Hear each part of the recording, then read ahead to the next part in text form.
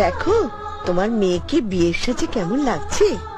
আমি বললাম শাড়িটা পরিয়ে সবাইকে দেখিয়ে নে ঠিক আছে কিনা। কেমন লাগছে বলুন তো? Super, excellent. তবে কিছু একটা নেই মনে হচ্ছে। ব্যাস শুরু হয়ে গেল তো তোমার খুদ ধরা। না, সামথিং ইজ মিসিং। যার জন্য ওটা একটা খামতি লাগছে, ঠিক লাগছে না। কপালে লালটি,